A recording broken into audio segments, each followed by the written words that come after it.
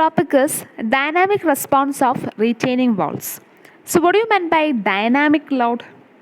Dynamic ലോഡിൻ്റെ ഒരു example എന്ന് പറയുന്നത് earth ക്വേക്കാണ്.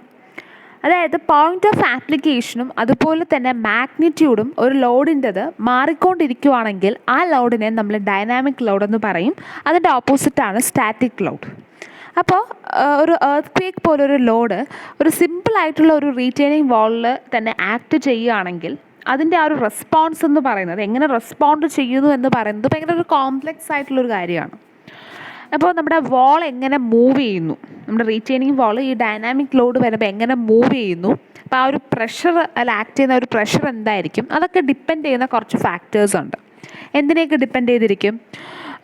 Response of the soil underlying the wall, വാളിൻ്റെ അണ്ടർലൈൻ ചെയ്യുന്ന സോയിലിൻ്റെ റെസ്പോൺസ്. പിന്നെ ബാക്ക് ഫിൽ. എന്താണ് back fill? Soil retained on one side of the retaining wall, അതിനാണ് ബാക്ക് ഫിൽ എന്ന് പറയുന്നത്. ഓക്കെ, അപ്പോൾ ആ ബാക്ക് ഫില്ലിൻ്റെ റെസ്പോൺസ്, അതുപോലെ വാളിൻ്റെ തന്നെ ഇനേർഷ്യൽ ഫ്ലെക്ചറൽ റെസ്പോൺസ്, പിന്നെ എന്താണ് നാച്ചർ ഓഫ് ഇൻപുട്ട് മോഷൻസ്, നമ്മൾ ആ ഒരു ഇൻപുട്ട് മോഷൻസിൻ്റെ നേച്ചർ. അപ്പോൾ ഇത്രയും കാര്യങ്ങൾ ഡിപ്പെൻഡ് ചെയ്തിരിക്കും ഒരു ഡൈനാമിക് ലോഡ് വരുമ്പോൾ നമ്മുടെ വാൾ എങ്ങനെ മൂവ് ചെയ്യുന്നു, അല്ല എത്ര പ്രഷർ ആക്ട് ചെയ്യുന്നു എന്നുള്ളത്. Most of the current understanding of the dynamic response of the retaining wall has come from the model test and numerical analysis. അപ്പോൾ നമുക്ക് വേറെ എന്തെങ്കിലും ഒരു സ്റ്റാറ്റിക് ലോഡ് പോലെ നമുക്ക് സ്റ്റാറ്റിക് ലോഡ് ടെസ്റ്റൊക്കെ ആണെങ്കിൽ നമുക്ക് ലബോറട്ടറിയിലൊക്കെ സ്മോൾ സ്കെയിൽ നമുക്ക് ചെയ്ത് നോക്കാൻ പറ്റും. ഓക്കെ, പക്ഷേ ഒരു ഡൈനാമിക് റെസ്പോൺസ് എന്ന് പറഞ്ഞാൽ നമുക്ക് ഒരിക്കലും പ്രെഡിക്റ്റ് ചെയ്യാൻ പറ്റത്തില്ല. എത്ര മാഗ്നിറ്റ്യൂഡിൽ എത്ര ഷോർട്ട് ടൈം ഓഫ് അല്ല ഒരു വലിയ മാഗ്നിറ്റ്യൂഡ് ഒരു ഷോർട്ട് ഇൻ്റർവൽ ഓഫ് ടൈമിലൊക്കെ ആയിരിക്കും ആക്ട് ചെയ്യുന്നത്. അപ്പോൾ അതൊരിക്കലും നമുക്ക് ലബോറട്ടറിയിൽ ടെസ്റ്റ് ചെയ്യാനോ അപ്പോൾ അതിനെ പറ്റിയിട്ട് ഒരിക്കലും നമുക്ക് അങ്ങനെ ചെയ്യാൻ പറ്റത്തില്ല. ലബോറട്ടറി ടെസ്റ്റ് ചെയ്യാനോ അല്ലെങ്കിൽ അങ്ങനത്തെ എന്തെങ്കിലും ഒരു ലോഡ് അങ്ങനെ അപ്ലൈ ചെയ്യാൻ തന്നെ ഭയങ്കര ബുദ്ധിമുട്ടാണ്. സോ ഡൈനാമിക് റെസ്പോൺസ് യൂഷ്വലി നമ്മൾ എന്തെങ്കിലും മോഡൽ ടെസ്റ്റോ അല്ലെങ്കിൽ ന്യൂമറിക്കൽ അനാലിസിസ് ഒക്കെ യൂസ് ചെയ്തിട്ടായിരിക്കും ഒരു dynamic response of the retaining wall നമുക്ക് മനസ്സിലാക്കാൻ സാധിക്കുന്നത്. നമുക്ക് അണ്ടർസ്റ്റാൻഡ് ചെയ്യാൻ അങ്ങനെ പറ്റത്തുള്ളൂ. Model test and through numerical analysis. These tests and analysis, the majority of which involve gravity wall, indicated that. അതായത് gravity wall means which is made up of earth അല്ലേ. അപ്പോൾ ഗ്രാവിറ്റി വാളിൽ ഇങ്ങനത്തെ ഈ മോഡൽ ടെസ്റ്റും അനാലിസിസും carry out ചെയ്തപ്പോഴത്തേക്കും കുറച്ച് എന്തുവാണ് conclusions കിട്ടി. അതാണ് പറയാൻ പോകുന്നത്. Wall can move by translation or by rotation. അപ്പോൾ ഒരു ഡൈനാമിക് ലോഡ് ആക്ട് ചെയ്യുമ്പം ഒന്നെങ്കിൽ ട്രാൻസ്ലേഷൻ മൂവ്മെൻറ്റ് ഉണ്ടാവും, അതായത് സ്ട്രെയിറ്റ് ലൈൻ മൂവ്മെൻറ്റ് ഉണ്ടാവും, അല്ലെങ്കിൽ റൊട്ടേഷൻ ഉണ്ടാവാം. The relative amount of translation and rotation depends upon the design of wall. One or the other may predominate for some wall and both may occur for others. Okay, അതായത് എത്ര എമൗണ്ടിലാണ് ഈ ട്രാൻസ്ലേഷനും റൊട്ടേഷനും സംഭവിക്കുന്നത് എന്ന് പറയുന്നത് it depends upon ആ വാളിൻ്റെ ഡിസൈന് depend ചെയ്തിരിക്കും. Okay, ചില വാൾസിൽ translation ആയിരിക്കും കൂടുതൽ, ചില വാൾസിൽ റൊട്ടേഷൻ ആയിരിക്കും കൂടുതൽ, അല്ലെങ്കിൽ ചില വാൾസിൽ രണ്ടും നല്ല രീതിയിൽ വരാറുണ്ട്. Magnitude and distribution of dynamic wall pressure are influenced by the mode of wall movement അല്ലേ. അപ്പോൾ ആ ഡൈനാമിക് വാൾ പ്രഷർ അതിൻ്റെ മാഗ്നിറ്റ്യൂഡും ഡിസ്ട്രിബ്യൂഷനും ഇൻഫ്ലുവൻസ് ചെയ്യുന്നത് നമ്മുടെ വാളിൻ്റെ മൂവ്മെൻറ്റ് അനുസരിച്ചായിരിക്കും. Okay, maximum soil thrust act on the wall generally occurs when the wall has translated or rotated towards the back fill. അപ്പോൾ നമ്മുടെ വാള് ബാക്ക് ഫില്ലിലോട്ട് മൂവ് ചെയ്യുമ്പോഴാണ് മാക്സിമം സോയിൽ ട്രസ്റ്റ് ഉണ്ടാവുന്നത് അല്ലേ. അത് നമ്മൾ ഓൾറെഡി നമ്മൾ പഠിച്ചതാണ്. ഇപ്പോൾ ലാറ്ററൽ എർത്ത് പ്രഷർ തന്നെ 3 ടൈപ്പ് ഉണ്ട്. അറ്റ് റെസ്റ്റും ആക്റ്റീവും പാസീവും ഉണ്ടെന്ന് പറഞ്ഞു. അപ്പോൾ അതിൽ ഏറ്റവും കൂടുതൽ വാല്യൂ വരുന്നത് പാസീവാണ്. കാരണം നമ്മുടെ നമ്മുടെ റീറ്റെയിനിങ് വാള് സോയിലിലോട്ട് മൂവ് ചെയ്യുകയാണ്, ബാക്ക് ഫില്ലിലോട്ട് മൂവ് ചെയ്യുന്നതാണ് എന്ത് പാസീവ് എന്ന് പറയുന്നത്. അതാണ് ഏറ്റവും ഹയസ്റ്റ് എന്ന് പറയുന്നത്. അപ്പോൾ അതുപോലെ തന്നെ നമ്മുടെ ഈ ഒരു ഡൈനാമിക് ലോഡ് അപ്ലൈ ചെയ്യുമ്പോഴത്തേക്കും നമ്മുടെ റീറ്റെയിനിങ് വാള് സോയിലിലോട്ട് മൂവ് ചെയ്യും. അപ്പോൾ ആ സോയിലോട്ട് മൂവ് ചെയ്യുമ്പോഴാണ് മാക്സിമം സോയിൽ ത്രസ്റ്റ് ഉണ്ടാകുന്നത്. Okay, the shape of the earth pressure distribution on the back of the wall changes as the wall moves. അപ്പം വാൾ മൂവ് ചെയ്യുന്ന അനുസരിച്ച് നമ്മുടെ ആ എർത്ത് പ്രഷർ ഡിസ്ട്രിബ്യൂഷൻ്റെ ഷേപ്പും മാറും. The point of application of the soil thrust therefore moves up and down along the back of the wall. അപ്പോൾ അതിന് ആ ഒരു പോയിൻ്റ് ഓഫ് ആപ്ലിക്കേഷൻ, ആ ഒരു എർത്ത് പ്രഷറിൻ്റെ പോയിൻ്റ് ഓഫ് ആപ്ലിക്കേഷൻ എന്ന് പറയുന്നത് ആ വാളിൻ്റെ ടോപ്പിലും ബോട്ടത്തിലുമായിട്ട് ഇങ്ങനെ വേരി ചെയ്ത് വരും. ഓക്കെ, കാരണം dynamic ലോഡാണ്. The position of the soil thrust is highest when the wall moves towards the south and lowest when the wall moves outwards. ഇത് ഓൾറെഡി നമ്മൾ പറഞ്ഞ കാര്യമാണ്. അടുത്ത അഞ്ചാമത്തെ നോക്കിക്കോളൂ. Dynamic wall pressures are influenced by the dynamic response of the wall and backfill and can increase significantly near the natural frequency of the wall backfill system. Okay, അപ്പം ആ dynamic വാൾ pressure എപ്പോഴും കൂടുന്നത് എപ്പോഴാണ്? നമ്മുടെ വാൾ ബാക്ക്ഫിൽ സിസ്റ്റത്തിൻ്റെ ആ ഒരു നാച്ചുറൽ ഫ്രീക്വൻസിയിലൂടെ, ആ വാൾ ബാക്ക്ഫിൽ സിസ്റ്റം നാച്ചുറൽ ഫ്രീക്വൻസിയിലോട്ട് വരുമ്പോഴാണ് നമ്മുടെ ഡൈനാമിക് വാൾ പ്രഷർ കൂടുന്നത്. Okay, permanent wall displacement also increases at frequency of the വാൾ. അപ്പോൾ പെർമനൻറ്റ് വാൾ ഡിസ്പ്ലേസ്മെൻറ്റ്, പെർമനൻ്റ് ആയിട്ട് വാൾ ഇങ്ങനെ ഡിസ്പ്ലേസ് ഇരിക്കുന്നതും it also increases as the frequency of the wall backfill system increases. Okay, ഇനി dynamic response effect can also cause deflections of different parts of the wall to be out of phase. Okay, dynamic response can also cause deflections of the wall. Okay, this effect can be particularly significant for wall that penetrates into the foundation soil when the backfill soil moves out of phase within the അപ്പോൾ ഈ ഒരു effect നമുക്ക് significant ആയിട്ട് വരുന്നതെന്ന് വെച്ചാൽ for wall that penetrates in to the foundation soil when the backfill soil moves out of phase with the foundation soil. അതായത് foundation സോയിലുമായിട്ട് backfill soil out of phase ആകുമ്പോൾ, അതായത് മാറുമ്പോൾ എന്താണ് ഈ ഒരു എഫക്റ്റ്, ഡൈനാമിക് എഫക്റ്റ് എന്ന് പറയുന്നത്. അപ്പോൾ എന്താ ചെയ്യും? ഈ ഡൈനാമിക് ഇഫക്റ്റ് കാരണം നമ്മുടെ ഈ വാള് ഫൗണ്ടേഷൻ സോയിലിലേക്ക് പെനിട്രേറ്റ് ചെയ്ത് പോകുന്ന കേസസ് ഉണ്ട് ഈ ഒരു എഫക്റ്റ് കാരണം. ഓക്കെ, ഡിഫ്ലക്ഷൻ ഉണ്ടാവും, ഞാൻ പറഞ്ഞു, മനസ്സിലായ നിങ്ങൾക്ക്. ഡൈനാമിക് റെസ്പോൺസ് ഇഫക്റ്റ് കാരണം നമ്മുടെ റീറ്റെയിനിങ് വാളിൻ്റെ പല പാർട്സിലായിട്ട് ഡിഫ്ലക്ഷൻസ് ഉണ്ടാവും. സോ ഈ ഒരു ഇഫക്റ്റ് കാരണം, ഈ ഡൈനാമിക് റെസ്പോൺസ് ഇഫക്റ്റ് കാരണം തന്നെ എന്താണ് നമ്മുടെ വാൾ, നമ്മുടെ റീറ്റെയിനിങ് വാള് ഫൗണ്ടേഷൻ സോയിലിലോട്ട് പെനിട്രേറ്റ് ചെയ്ത് പോകാനുള്ള ഒരു ചാൻസ് ഉണ്ട്. ഓക്കെ, അത് എന്തുകൊണ്ടാണ് പെനിട്രേറ്റ് ചെയ്ത് പോകുന്നതെന്ന് വെച്ചാൽ നമ്മുടെ റീറ്റെയിനിങ് വാളിൽ റീറ്റെയിൻ ചെയ്യുന്ന ബാക്ക്ഫില് എന്താണ് foundation soil out of face ആകുമ്പോഴാണ് അങ്ങനെ സംഭവിക്കുന്നത്. Okay, increased residual pressures may remain on the wall after an episode of strong shaking has ended. അതായത് ഒരു പെട്ടെന്നൊരു എർത്ത് ഉണ്ടായി, അപ്പോൾ ഇതൊരു ഡൈനാമിക് ലോഡ് ആക്ട് ചെയ്തു. അതൊരു ലാർജ് മാഗ്നിറ്റ്യൂഡുള്ള ലോഡ് ഷോർട്ട് ഇൻ്റർവെൽ ഓഫ് ടൈമിൽ ആക്ട് ചെയ്യുന്നതാണ്. ഓക്കെ, അപ്പോൾ ഒരു പെട്ടെന്നൊരു ഷേക്കിംഗ് ആയിരിക്കും ഉണ്ടാകുന്നത് റീറ്റെയിനിങ് വാളിൽ. ആ ഒരു റെസ്പോൺസ്, ആ ഡൈനാമിക് ലോഡിൽ റെസ്പോണ്ട് ചെയ്തൊരു പെട്ടെന്നൊരു ഷേക്കിംഗ് ആയിട്ടായിരിക്കാം. അപ്പം ആ ഒരു ഷേക്കിംഗ് എൻഡ് ചെയ്താലും, ആ ലോഡ് ആക്ട് ചെയ്യുന്ന എൻഡ് ചെയ്താലും കുറച്ച് സമയം എന്താണ് കുറേ നേരം എന്താണ് ഒരു റെസിഡ്യൂവൽ പ്രഷർ, ആ ഒരു പ്രഷറിൻ്റെ ബാക്കി ആ ഒരു വാളിൽ തന്നെ കുറച്ച് നേരം നല്ല ചിലപ്പം റിമെയിൻ ചെയ്യും. ആ ഒരു റെസിഡ്യൂവൽ പ്രഷർ റിമെയിൻ ചെയ്യും വാളിൽ, ആ ലോഡ് മാറിയാലും. ഓക്കെ, സോ ഇതെല്ലാം എന്ന് പറയുന്നത് നമ്മുടെ ഡൈനാമിക് റെസ്പോൺസ് ഗ്രാവിറ്റി റീറ്റെയിനിങ് വാളിൽ മോഡൽ ടെസ്റ്റും അതുപോലെ ന്യൂമറിക്കൽ അനാലിസിസും ഒക്കെ ക്യാരി ഔട്ട് ചെയ്ത് കണ്ടുപിടിച്ച കുറച്ച് ഫൈൻഡിങ്സ് ആണ്. ഓക്കെ, അതൊരു പറയുന്നുണ്ട് geotechnical earth engineering by SL Kramer Pearson Education. ഈ ഒരു ടെക്സ്റ്റ് ബുക്ക്, ഈ ഒരു ഓതറിൻ്റെ ടെക്സ്റ്റ് ബുക്കിൽ നിന്ന് എടുത്ത ഫൈൻഡിങ്സ് ആണ്. In summarizing, it may be seen that the damage of retaining wall under seismic forces has been due to the increase in the pressure resulting from the movement of the structure during earthquake. Okay, അപ്പോൾ നമുക്ക് retaining വാളിൽ ഒരു seismic force means earth quake ആണ്. അങ്ങനത്തെ seismic forces കാരണം earth quake ഉണ്ടാക്കുന്ന ഫോഴ്സസിനെയാണ് seismic forces എന്ന് പറയുന്നത്. So ഈ സീസ്മിക് ഫോഴ്സസിൽ കാരണം നമ്മുടെ റീറ്റെയിനിങ് വാളിൽ ഡാമേജ് ഉണ്ടാവും. അത് എന്തുകൊണ്ടാണെന്ന് വെച്ചാൽ നമ്മുടെ എർത്ത് ക്വേക്ക് ഒക്കെ സംഭവിക്കുമ്പോഴത്തേക്കും നമ്മുടെ ഈ ഒരു റീറ്റെയിനിങ് വാൾ സ്ട്രക്ചറിന് ഒരു മൂവ്മെൻറ്റ് ഉണ്ടാവും. സോ ആ മൂവ്മെൻറ്റ് കാരണം ഒരു പ്രഷർ ഇൻക്രീസ് കാണും. സോ ആ പ്രഷർ ഇൻക്രീസ് കാരണമാണ് റീറ്റെയിനിങ് വാളിൽ ഡാമേജ് വരുന്നത്. Therefore, separate evaluation of dynamic earth pressure and stresses on retaining structure should be done for retaining wall constructed in seismic area. അപ്പം earthquake prone ആയിട്ടുള്ള seismic ഏരിയാസിൽ നമ്മൾ എന്താണ് separate ആയിട്ട് എർത്തിൻ്റെ, അതായത് സോയിലിൻ്റെ dynamic pressure calculate ചെയ്യണം. So അങ്ങനെ ഒരു ഡൈനാമിക് ലോഡ് നമ്മുടെ റീറ്റെയിനിങ് വാളിൽ വരികയാണെങ്കിൽ അതെങ്ങനെ അതനുസരിച്ച് ഡിസൈൻ ചെയ്യാം, അതിനെ പറ്റിയും സെപ്പറേറ്റ് ആയിട്ട് നമ്മൾ പഠിക്കണം, അതനുസരിച്ച് ഡിസൈൻ ചെയ്യണം. The one of the commonly used method adopted in the evaluation of dynamic seismic coefficient of lateral earth pressure is discussed in the following pages. അതായത് നമ്മൾ ഒരു seismic evaluation of the retaining walls ചെയ്യാനായിട്ട് ഒരു method adopt ചെയ്യുന്നതെന്ന് പറയുന്നതാണ് Mononobe, Okabe, seismic coefficient analysis. അതാണ് നമ്മുടെ സിലബസിൽ കിടക്കുന്നത് സെക്കൻഡ് മോഡ്യൂളിൽ. അപ്പോൾ അതെന്താണെന്ന് നോക്കാം.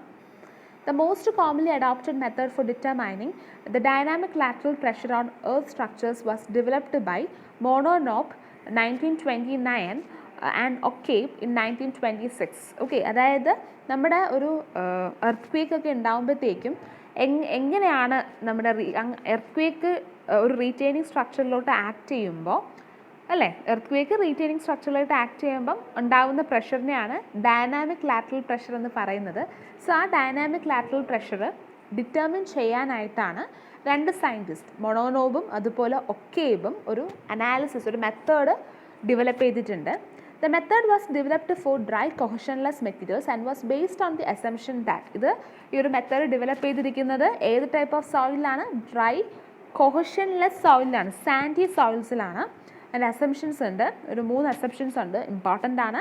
The wall yields sufficiently to produce minimum active pressure. എന്തായാലും ഒരു മിനിമം ആക്റ്റീവ് പ്രഷർ ഉണ്ടാക്കാനായിട്ട് വാൾ മൂവ് ചെയ്യും. ആക്റ്റീവ് പ്രഷർ ഉണ്ടാവണം എന്നുണ്ടെങ്കിൽ the wall moves away from the back fill ആണ്. Okay, so when the minimum active pressure is attained, a soil wedge behind is at the point of incipient failure and the maximum shear strength is mobilized along the potential sliding phase. അതായത് ഇപ്പോൾ minimum active പ്രഷറാണ് attain ചെയ്യുന്നത് എന്നുണ്ടെങ്കിൽ തന്നെയും ഒരു soil wedge form ചെയ്യും. ആ soil വെഡ്ജിൻ്റെ കേസൊക്കെ നമ്മൾ ഇൻട്രൊഡക്ഷനിൽ എനിക്ക് തോന്നുന്നു ഞാൻ റീറ്റെയിനിങ് വാളിൻ്റെ ഫസ്റ്റ് ക്ലാസ്സിലോ സെക്കൻഡ് ക്ലാസ്സിലോ ഞാൻ ആ വെഡ്ജിൻ്റെ കാര്യമൊക്കെ പറഞ്ഞായിരുന്നു, ഇൻട്രൊഡക്ഷൻ പറയുന്ന സമയത്ത്, ആക്റ്റീവ് പാസീവ് അറ്റ് റെസ്റ്റ് പറയുന്ന സമയത്ത്. സോ നമ്മളൊരു ഫെയിലിയർ വെഡ്ജ് ഫോം ചെയ്യും എന്നൊക്കെ പറഞ്ഞായിരുന്നു. സോ ആ ഒരു മിനിമം ആക്റ്റീവ് പ്രഷർ ആയിരുന്നാലും ആ സോയിൽ വെഡ്ജ് ഫോം ചെയ്യും. ആൻഡ് ആ സോയിൽ വെഡ്ജ് എന്ന് പറയുന്നത് ഫെയിലിയറിലായിരിക്കും, ഒരു ഫെയിലിയർ വെഡ്ജ് ആയിരിക്കും. മാക്സിമം ഷിയർ സ്ട്രെങ്ത് അവിടെ ഉണ്ടാവും. മാക്സിമം ഷിയർ സ്ട്രെങ്ത് എന്ന് ആ വെഡ്ജിൻ്റെ സ്ലൈഡിങ് സർഫസിലായിരിക്കും മാക്സിമം ഷിയർ സ്ട്രെങ്ത് എന്ന് പറയുന്നത്. അപ്പോൾ ഓൾറെഡി ഞാൻ ഷിയർ സ്ട്രെങ്ത് പറഞ്ഞിട്ടുണ്ട്. എന്താണ് ഷിയർ സ്ട്രെങ്ത് എന്ന് പറയുന്നത്? അതായത് ഒരു സോയിൽ മാസിൽ ഒരു ലോഡ് ആക്ട് ചെയ്യുമ്പം ആ ലോഡ് ഉണ്ടാക്കുന്ന ഡീഫോർമേഷൻ റെസിസ്റ്റ് ചെയ്യാൻ വേണ്ടിയിട്ട് സോയിൽ പാർട്ടിക്കിൾസ് തമ്മിൽ ഷിയർ ചെയ്ത് പോകും. ഓക്കെ, അതായത് തമ്മിൽ ഉരഞ്ഞു പോകും. സോ അപ്പോൾ അതിന് അറ്റ്ലീസ്റ്റ് നമുക്കറിയാമല്ലോ, ഒരു ലോഡ് വരുമ്പോഴത്തേക്കും അതിന് എത്രത്തോളം അതിന് റെസിസ്റ്റ് ചെയ്ത് ബ്രേക്കൊന്നും ആവാതെ ഫെയിൽ ആവാതെ റെസിസ്റ്റ് ചെയ്യാൻ പറ്റുന്നോ അതാണ് ഏതൊരു ഒബ്ജക്റ്റിൻ്റെയും സ്ട്രെങ്ത് എന്ന് പറയുന്നത്, അല്ലേ? അപ്പം അതുപോലെ തന്നെ നമ്മുടെ ഈ ഒരു സോയിൽ മാസിൽ ആക്ട് ചെയ്യുന്ന ലോഡ് ഉണ്ടാക്കുന്ന ഡീഫോർമേഷൻ റെസിസ്റ്റ് ചെയ്യാനായിട്ട് മാക്സിമം സോയിൽ പിടിച്ച് നിൽക്കുകയാണ്. അത് എങ്ങനെയാണ് പിടിച്ച് നിൽക്കുന്നത്? സോയിൽ പാർട്ടിക്കിൾസ് തമ്മിൽ ഷിയർ ചെയ്ത്. അപ്പോൾ അതിന് അറ്റൈൻ ചെയ്യുന്ന സ്ട്രെങ്ത്തിനെയാണ് എന്ത് പറയുന്നത്? ഷിയർ സ്ട്രെങ്ത് എന്ന് പറയുന്നത്. ഓക്കെ, അപ്പോൾ ഇവിടെ മിനിമം ആക്റ്റീവ് പ്രഷർ ആയിരുന്നാലും ഒരു ഫെയിലിയർ വെഡ്ജ് ഉണ്ടാവും. സോ ആ ഫെയിലിയർ വെഡ്ജിൻ്റെ സ്ലൈഡിങ് സർഫസസിലായിരിക്കും maximum shear strength. Okay, the soil behind the wall behave as a rigid body so that the acceleration are uniform throughout the mass. Thus the effect of the earthquake motion can be represented by inertia forces kh into w, kv into w, where w is the weight of the sliding wedge, khg and kvg are the horizontal and vertical components of earthquake acceleration at the base of the wall. Okay, അപ്പോൾ അതായത് മനസ്സിലായോ എന്താണത്? അതായത് നമ്മുടെ retaining വാളിൻ്റെ behind ആയിരിക്കുന്ന soil, അതായത് നമ്മുടെ back fill ഒരു റിജിഡ് ബോഡി ആയിട്ട് ആക്ട് ചെയ്യും. അപ്പം റിജിഡ് ബോഡി ആയിട്ട് ആക്ട് ചെയ്യുമ്പോഴത്തേക്കും അതിന് ആക്ട് ചെയ്യുന്ന ഒരു ആക്സിലറേഷൻ എന്ന് പറയുന്നത് യൂണിഫോം ആയിരിക്കും throughout the soil mass. അപ്പം അത് തന്നെ അതുകൊണ്ട് തന്നെ നമ്മുടെ എർത്ത് ഇഫക്റ്റ് ഓക്കെ നമുക്ക് ഇനേർഷ്യ ഫോഴ്സസ് കാരണം earth motion effect of earth മോഷനെ നമുക്ക് ഇനേർഷ്യ ഫോഴ്സസ് കൊണ്ട് റെപ്രസെൻ്റ് ചെയ്യാം. അതായത് KH W KVWമാണ്. W എന്ന് പറയുന്ന സ്ലൈഡിങ് വെഡ്ജ്, നമ്മുടെ റീറ്റെയിനിങ് വാൾ എന്ന് പറയുന്നത് ഇതാണ്. ഈ ഒരു ട്രപ്പീസത്തിൽ കാണിച്ചിരിക്കുന്നതാണ് നമ്മുടെ റീറ്റെയിനിങ് വാൾ. ഇതാണ് നമ്മുടെ ഫെയിലിയർ വെഡ്ജ് എന്ന് പറയുന്നത്. ഓക്കെ, അപ്പോൾ ആ ഫെയിലിയർ വെഡ്ജിൽ നമ്മുടെ ക്യാപിറ്റൽ W എന്ന് പറയുന്ന ആ വെഡ്ജിൻ്റെ വെയിറ്റ് ആണ്. ഓക്കെ, വെഡ്ജിൻ്റെ വെയിറ്റ് ആണ്. ആ വെഡ്ജ് എന്ന് പറഞ്ഞാൽ സോയിൽ തന്നെയാണ്. ഓക്കെ, ഞാൻ ഓൾറെഡി എന്താണ് ഫെയിലിയർ വെഡ്ജ് എന്ന് പറഞ്ഞപ്പോൾ ഇത് പറഞ്ഞിട്ടുണ്ടായിരുന്നു. അപ്പോൾ വെഡ്ജ് എന്ന് പറയുന്നത് സോയിൽ തന്നെയാണ്. അപ്പോൾ ഒരു സോയിൽ മാസ് തന്നെയാണ്. അപ്പോൾ ആ ഒരു സ്ലൈഡിങ് വെഡ്ജിൻ്റെ വെയിറ്റ് ക്യാപിറ്റൽ W ആണ്. KHGയും KVGയും are the horizontal and vertical components of earth acceleration at the base of the wall. Okay, അതാണ്. ഇനി in effect the active pressure during the earth PAE ആണ് ആക്റ്റീവ് പ്രഷർ. അതാണ് P A എന്ന് പറഞ്ഞാൽ active, E എന്ന് പറഞ്ഞാൽ earthquake. Okay, is computed by Coulomb theory except the additional, Coulomb theory use ചെയ്ത് നമുക്ക് കമ്പ്യൂട്ട് ചെയ്യാം. എക്സെപ്റ്റ് ഒരു അഡീഷണൽ ഫോഴ്സസും കൂടി വരും, കെ എച്ച് ഡബ്ല്യുവും അതുപോലെ തന്നെ കെ വി ഡബ്ല്യുവും കൂടി വരും. Are shown above in figure 8 are included in the computation, അതും കൂടി ഇൻക്ലൂഡ് ചെയ്തിട്ടുണ്ട്. ഓക്കെ, കണ്ടോ, കെ വി ഡബ്ല്യു ഉണ്ട്, വെർട്ടിക്കൽ, അതായത് നമ്മുടെ ആ ഒരു ഡബ്ല്യു എന്ന് പറഞ്ഞാൽ വെയിറ്റ് ഓഫ് ദി വെഡ്ജ് ആണ്, അതിന് വെർട്ടിക്കൽ കോയിഫിഷ്യൻ്റ് ഉണ്ട്, ഇൻറ്റു ഡബ്ല്യു ചെയ്യുന്നുണ്ട്, അപ്പോൾ അതൊരു ഇനേർഷ്യ ഫോഴ്സ് ആവും. ഹൊറിസോണ്ടൽ കോയിഫിഷ്യൻ്റ് ഉണ്ട്, അതും ഇൻറ്റു ഡബ്ല്യു ചെയ്യുമ്പോൾ ഇനേർഷ്യ ഫോഴ്സ് ആവും. ഓക്കെ, അപ്പോൾ കൂളോം തിയറി യൂസ് ചെയ്ത് active pressure during an earth quake കണ്ടുപിടിക്കുക. പക്ഷേ ഒരു അഡീഷണൽ 2 ഫോഴ്സസും കൂടെ നമ്മൾ എടുക്കും, അതായത് K H W K V W.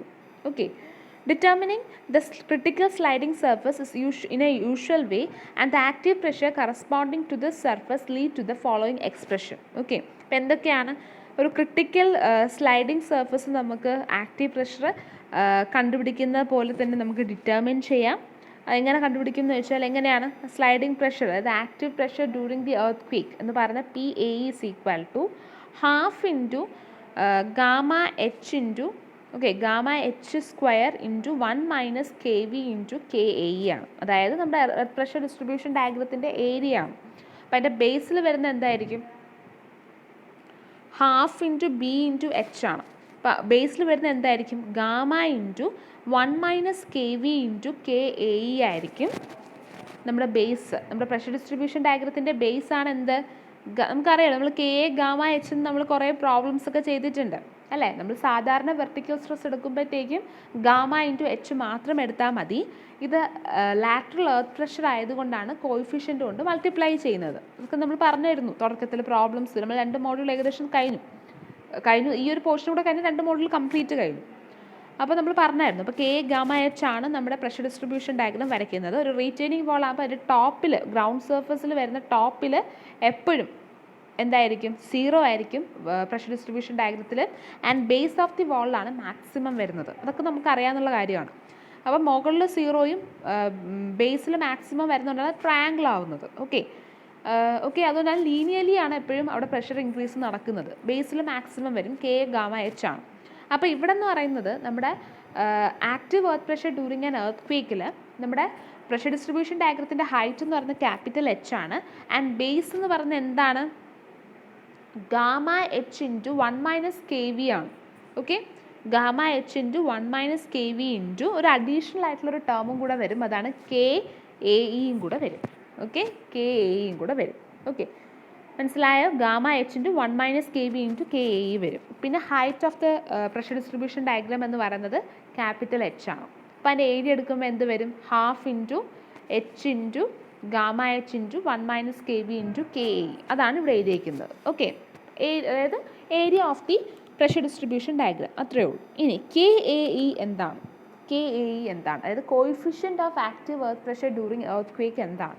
ഈ ഇക്വേഷൻ നമ്മൾ കാണാതെ പഠിക്കണം. Cos square into 5 minus theta minus beta divided by cos theta cos square beta cos delta plus beta plus theta into 1 plus root of sine 5 plus delta sine 5 minus theta minus I by cos delta plus beta plus theta into cos I minus beta the whole square. Okay, ഇതിൽ theta എന്ന് പറഞ്ഞാൽ എന്താണ്, tan inverse of K H by 1 minus K V ആണ്. അത് okay. ഇനി gamma നമുക്കറിയാം unit weight of സോയിലാണ്, H height of the retaining wall ആണ്, ഫൈ എന്ന് പറയുന്ന angle of internal friction of soil, delta എന്ന് പറയുന്ന ആംഗിൾ ഓഫ് വാൾ ഫ്രിക്ഷൻ ആണ്, ഐ എന്ന് പറഞ്ഞാൽ നമുക്കറിയാമല്ലോ, ഐ എന്ന് പറഞ്ഞാൽ എന്താണ്, സ്ലോപ്പ് ഓഫ് ദി ഗ്രൗണ്ട് സർഫസിൻ്റെ സ്ലോപ്പാണ്, ബീറ്റ എന്ന് പറയുന്നത് എന്താണ്, നമ്മുടെ റീറ്റെയിനിങ് വാളിൻ്റെ സ്ലോപ്പാണ്, കെ എച്ച് എന്ന് പറഞ്ഞത് horizontal ground acceleration by G ആണ്, ആൻഡ് കെ വി എന്ന് പറഞ്ഞാൽ vertical ground acceleration by G ആണ്. കാരണം ഡൈനാമിക് റെസ്പോൺസ് ആണ്, ഗ്രൗണ്ടിന് എന്തുണ്ട്, ഒരു മൂവ്മെൻ്റ് ഉണ്ട് അല്ലേ. The horizontal component of the force, അതായത് P A E may be expressed as P A E H. Okay, നമ്മുടെ ഫോഴ്സ് ഇപ്പം പി എ ഇ എന്ന് പറയുന്നത് നമുക്കറിയാം ഗ്രൗണ്ട് ഇൻക്ലൈൻഡ് ആണ്. അപ്പോഴാണ് നമ്മൾ എപ്പോഴും നമ്മൾ കൂളംസ് തിയറി എടുത്തു, അല്ലാതെ നമുക്ക് റാങ്കൈൻസ് യൂസ് ചെയ്തും ഗ്രൗണ്ട് ഇൻക്ലൈൻഡിൻ്റെ കേസിൽ നമ്മൾ പഠിച്ചിട്ടുണ്ട്. ഓക്കെ, ഇത് മുമ്പത്തെ പോർഷൻ നന്നായിട്ട് അറിയാം എങ്കിലേ ഞാൻ ഈ പറയുന്നത് നിങ്ങൾക്ക് റിലേറ്റ് ചെയ്യാൻ പറ്റത്തുള്ളൂ. നമ്മൾ കുറേ ഇക്വേഷൻസും കുറേ പ്രോബ്ലംസൊക്കെ ചെയ്തതാണ്. അപ്പോൾ ഗ്രൗണ്ട് ഇൻക്ലൈൻഡ് ആണ്. ഇപ്പോൾ ഇൻക്ലൈൻഡ് ആണെന്നുണ്ടെങ്കിൽ നമ്മളിപ്പം റീറ്റെയിനിങ് വാളിൻ്റെ ഡിസൈനൊക്കെ പഠിച്ചവരാണ് നമ്മൾ. ഇപ്പോൾ ഇൻക്ലൈൻഡ് ആണെങ്കിൽ എന്തായിരിക്കും ആ പ്രഷർ എന്ന് പറഞ്ഞാൽ ആക്റ്റീവ് പ്രഷർ എന്ന് പറയുന്നതിന് എന്തായിരിക്കും, അതും ഇൻക്ലൈൻ ടു ഐ ആയിരിക്കും. അപ്പോൾ അതിനും ഒരു ഹൊറിസോണ്ടൽ കമ്പോണൻറ്റും വെർട്ടിക്കൽ കമ്പോണൻറ്റും വരും അല്ലേ. പി എക്കും ഇൻക്ലൈൻഡ് ആയിട്ടാണ് നമ്മുടെ റീറ്റെയിനിങ് വാളിൽ ആക്ട് ചെയ്യുന്നത്. അതിനും ഒരു ഹൊറിസോണ്ടൽ കമ്പോണൻറ്റും വെർട്ടിക്കൽ കമ്പോണൻറ്റും ഉണ്ട്. ഓക്കെ, അപ്പോൾ അതിൻ്റെ ഹൊറിസോണ്ടൽ കമ്പോണൻറ്റ് എന്തായിരിക്കും, പി എ ഇ എച്ച് എന്ന് പറഞ്ഞാൽ P A E into cos delta plus ബീറ്റയാണ്. Okay, and P A E H, okay, P A E H എന്ന് പറഞ്ഞാൽ P A E into cos delta plus ബീറ്റയാണ്. അപ്പോൾ നമുക്കതിന് എന്ത് ചെയ്താൽ പി എ ഇ എന്ന് പറഞ്ഞാൽ നമ്മൾ ഓൾറെഡി നമ്മളിവിടെ എഴുതിയിട്ടുണ്ട്, നമ്മൾ കണ്ടുപിടിച്ചതാണ് പ്രഷർ ഡിസ്ട്രിബ്യൂഷൻ ഡയഗ്രത്തിൻ്റെ ഏരിയ. അത് half gamma H square into 1 minus K V into K A E, അത് സബ്സ്റ്റിറ്റ്യൂട്ട് ചെയ്യുക into cos delta plus beta. Okay, so for wall with vertical inside face that beta is equal to 0. അതായത് beta എന്താണ്, നമ്മുടെ retaining വാളിൻ്റെ ആംഗിളാണ്. So അതില്ല എന്ന് ഉദ്ദേശിക്കുന്നത് എന്താണ്, അതായത് ആ ഒരു ആംഗിൾ ഇല്ല, ദാറ്റ് ഈസ് ഈ ഒരു ആംഗിൾ, നമ്മുടെ റീറ്റെയിനിങ് വാൾ മേക്ക് ചെയ്യുന്ന ബീറ്റ എന്ന് പറയുന്ന ആംഗിൾ എങ്ങനെയാണ് ഫോംസ്, നമ്മൾ മുമ്പത്തെ റീറ്റെയിനിങ് വാളിൻ്റെ ഡിസൈൻ ചെയ്തപ്പോഴത്തേക്കും ഒത്തിരി ഡിസൈൻസ് ചെയ്തിട്ടുണ്ട്. സോ അതിൽ ബീറ്റ് നമ്മൾ വ്യക്തമായിട്ട് ഞാൻ ആ ഫിഗറിലൊക്കെ ഉണ്ട്, ഞാൻ പറഞ്ഞു തന്നതുമാണ്. ഈ ഒരു ആംഗിളാണ്. സോ ഇതിൻ്റെ ഈ റീറ്റെയിനിങ് വാളിൻ്റെ അകത്ത് ഫോം ചെയ്യുന്ന ആംഗിളാണ്. അപ്പോൾ അതില്ല എന്ന് പറയുമ്പോഴത്തേക്കും ഈ ഒരു റീറ്റെയിനിങ് വാളിൻ്റെ സ്ലോപ്പിംഗ് സർഫസ് എന്ന് പറഞ്ഞാൽ എന്തായിരിക്കും, ട്രൂലി വെർട്ടിക്കലായിരിക്കും. അങ്ങനെയാണെങ്കിൽ എന്താണ്, ബീറ്റ എന്ന് പറയുന്നത് 0 ആണ്. നമ്മൾ കാൻറ്റിലിവർ റീറ്റെയിനിങ് വാളിൻ്റെ ഒക്കെ ഡിസൈൻ ചെയ്തപ്പം അങ്ങനത്തെ ഫിഗറാണ് നമ്മൾ വരച്ചത് അല്ലേ. അവിടെ എന്ന് പറഞ്ഞാൽ ബീറ്റ ഇല്ല. അപ്പോൾ ബീറ്റ നമ്മൾ കൂടുതൽ കൺസിഡർ ചെയ്തിട്ടില്ല. പക്ഷേ ബീറ്റ എന്ന് പറഞ്ഞ ആംഗിൾ നമ്മൾ ഫോമിൽ സബ്സ്റ്റിറ്റ്യൂട്ട് ചെയ്തെങ്കിലും നമ്മൾ ബീറ്റ 0 ആവണം. 0 എന്ന് ഉദ്ദേശിക്കുന്നതെന്ന് പറഞ്ഞാൽ ഈ ഒരു സ്ലൈഡിങ് സർഫസ് ഇല്ല. ഓക്കെ, അപ്പോൾ ബീറ്റ 0 ആണ്, ട്രൂലി വെർട്ടിക്കൽ. ഓക്കെ, അപ്പോൾ ബീറ്റ 0 ആണ്. ബീറ്റ 0 ആകുമ്പോഴത്തേക്കും നമ്മുടെ ഇക്വേഷൻ എങ്ങനെ വരും, ബീറ്റയുടെ സ്ഥാനത്ത് 0 വരും. അതായത് പി എ ഇ എച്ച് എന്ന് പറഞ്ഞാൽ half into gamma H square into 1 minus K V into K A E cos delta plus beta 0 അല്ല, അപ്പോൾ കോസ് ഡെൽറ്റ മാത്രം വരും. ഓക്കെ, ഇനി നോക്കിക്കോളൂ. Mononov and O'Cabe consider that the total pressure computed by their analytic approach, അവർ analytically ആണ് approach ചെയ്തത്, would act on the wall at the same position as the initial static pressure, that is the height of h/3 above the base. അതായത് അവർ analytic അപ്രോച്ചിൽ consider ചെയ്തപ്പോൾ ഈ ഒരു total pressure P A E H എന്ന് പറയുന്ന total pressure എന്ന് പറയുന്നത് നമ്മൾ സാധാരണ നമ്മൾ നേരത്തെയൊക്കെ റീറ്റെയിനിങ് വാളിൻ്റെ അനാലിസിസ് പഠിച്ച റാങ്കൈൻസിൻ്റെയും ഒക്കെ അനാലിസിസ് പഠിച്ചതുപോലെ എപ്പോഴും ആ ഒരു ടോട്ടൽ പ്രഷർ നമ്മൾ എങ്ങനെയാണ് പഠിച്ചത്, h/3 ആക്ട് ചെയ്യുന്നത്. സാധാരണ ഒരു പ്രഷർ, ഒരു ട്രയാങ്കിളാണ് നമ്മൾ കൺസിഡർ ചെയ്തത്. പ്രഷർ ഡിസ്ട്രിബ്യൂഷൻ ഡയഗ്രം ഞാൻ പറഞ്ഞു.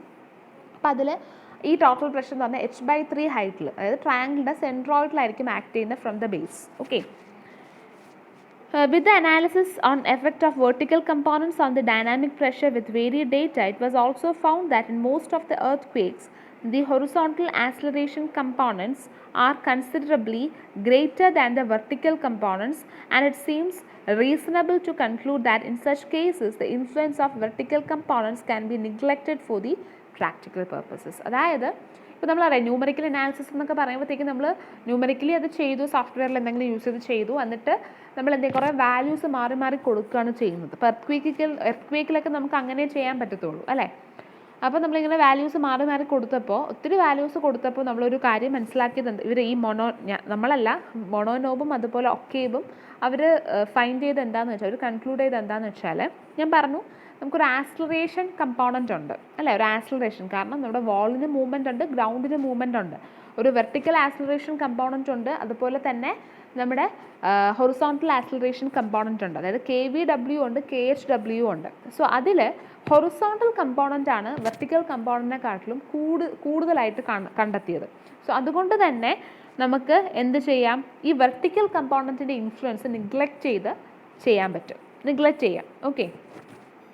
ഓക്കെ, അപ്പം അതുകൊണ്ടാണ് നമ്മൾ ഇവിടെ എന്ത് മാത്രമേ എടുത്തുള്ളൂ, PAEH മാത്രമേ എടുത്തുള്ളൂ. അതായത് total active pressure during the earth in horizontal direction മാത്രം എടുത്തുള്ളൂ. അതിന് കാരണം എന്താണ് എന്നുള്ളതാണ് ഇപ്പോൾ പറഞ്ഞത്. ഓക്കെ, ഇനി finally it may be noted that the values of KAE represent the total maximum earth pressure developed on the wall. Okay, അപ്പം അതുകൊണ്ടാണ് നമ്മൾ KAE മാത്രം കണ്ടുപിടിച്ചത്. ഓക്കെ, കെ എ ഇ മാത്രം കെ എ എന്ന് പറഞ്ഞത് നമ്മൾ പി എ ഇ മാത്രം കണ്ടുപിടിച്ചതും അതുപോലെ കെ എ ഇയും കണ്ടുപിടിച്ചത്. കെ എക്ക് ഒരു കോഎഫിഷ്യൻറ്റ് മാത്രമേ ഉള്ളൂ, അത് ഓക്കെ. നമ്മൾ മനസ്സിലാവുന്നുണ്ടോ നിങ്ങൾക്ക് പറയുന്നത്? ഇപ്പം എന്തുകൊണ്ടാണ് നമ്മൾ പി എ ഇ എച്ച് മാത്രം എടുത്തു, പി എ ഇ വി എടുക്കാത്ത എന്തെന്ന് കാര്യമാണ് ഇപ്പോൾ പറഞ്ഞത്. അപ്പം K A coefficient of active earth pressure during earthquake എന്ന് പറഞ്ഞാൽ represent total maximum earth pressure developed on the wall ആണ്. For many purpose, it convenient to separate this pressure into two components, that the initial static pressure on the wall and the dynamic pressure increment due to the base motion. ഇപ്പോൾ already പറഞ്ഞു മോണോനോബും ഒക്കേബും ഇതൊരു static പ്രഷറായിട്ട് consider ചെയ്തു, which is acting at A height h/3 from the base ആണ്. പക്ഷേ അത് ആദ്യം static ആണ്, പിന്നെയാണ് അതിന് ഡൈനാമിക് പ്രഷർ ഇൻക്രിമെൻറ്റ് വരുന്നു എന്നാണ് അവർ കണ്ടെത്തിയത്. അപ്പോൾ അതുകൊണ്ട് തന്നെ ഈ ഒരു പ്രഷറിനെ നമ്മൾ എന്ത് ചെയ്യാം, ആദ്യം 2 കമ്പോണൻസ് ആയിട്ട് തിരിക്കാം. ഒരു ഇനിഷ്യൽ സ്റ്റാറ്റിക് പ്രഷറായിട്ടും പിന്നെ ഒരു ഡൈനാമിക് പ്രഷർ ഇൻക്രിമെൻ്റ് ആയിട്ടും നമുക്ക് തരം തിരിക്കാം. അപ്പോൾ പ്രാക്ടിക്കൽ പർപ്പസ് നമുക്ക് എങ്ങനെ എഴുതാം? അതായത് K A E is equal to K A plus delta K A E എന്ന് എഴുതാം. Okay, and the dynamic lateral pressure and the dynamic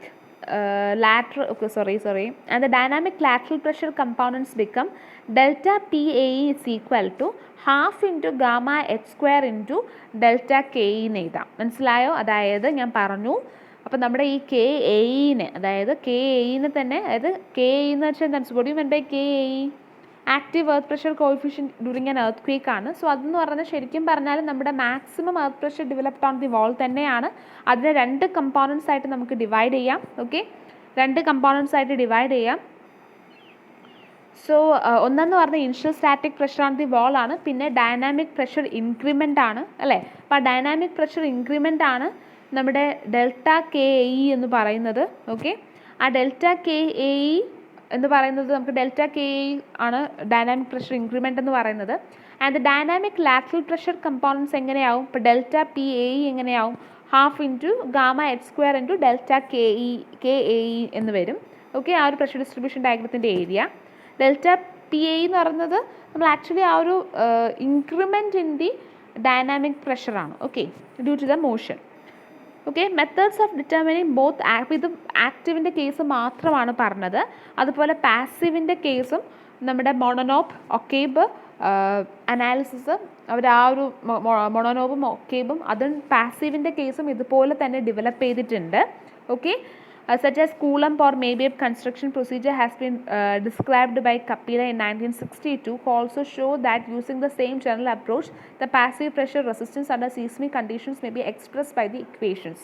അപ്പോൾ അത് വേണ്ട, അതായത് ഇപ്പോൾ ഇത് ആക്റ്റീവിൻ്റെ കേസ് മാത്രമാണ് പറഞ്ഞത്. പാസീവിൻ്റെ കേസിലും ഇതുപോലെ നമുക്ക് കണ്ടുപിടിക്കാം. അപ്പോൾ നമുക്ക് കിട്ടുന്നത് P P is equal to, അത് പാസീവ് എർത്ത് പ്രഷർ കിട്ടുന്നത് half into gamma H square into 1 - kV into K P E ആണ്.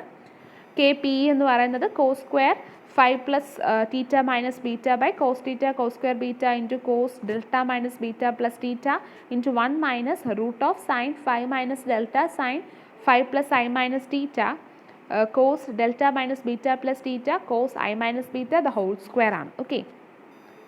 Okay, sorry. Okay.